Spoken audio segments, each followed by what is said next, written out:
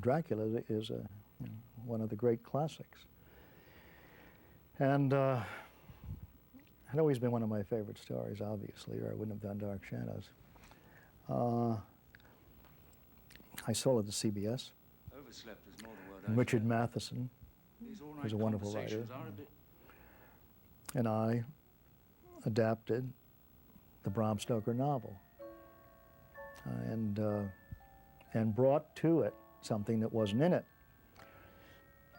I ripped myself off. I took the Dark Shadows love story and put it in our Dracula.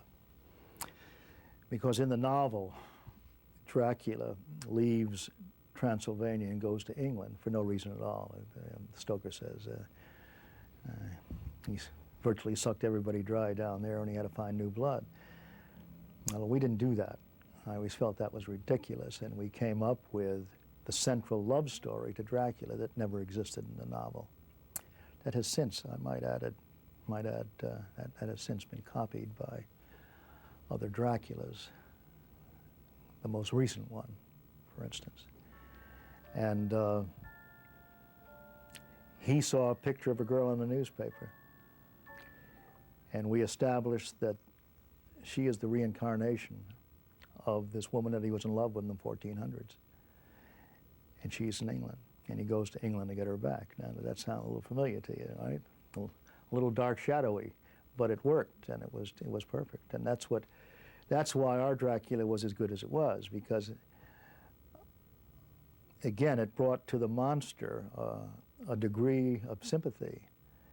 And other than just making him this marauding vampire, he was somebody who was a haunted figure who really cared. You really cared for him, even though you were terrified of him. Jack was extraordinary. Jack is the best Dracula there ever was. He was the most frightening Dracula that had ever put on that cape.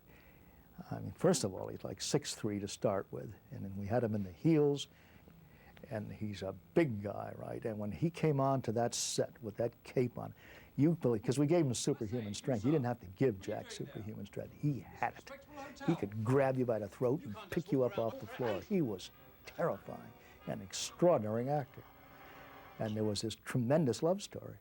It was very erotic, our Dracula, without showing a hell of a lot, but it was very erotic and very scary and done with a lot of class and style. We had some wonderful director of photography, Ozzie Morris.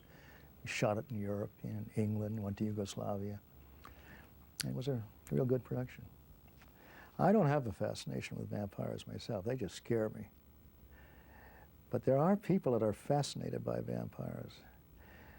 I think one of the reasons is that a vampire is a human in many ways. He's in human form. He's not a werewolf with some ridiculous thing with hair all over it. He's not a monster with a tail. He's a human being. I mean, he's like you. He can be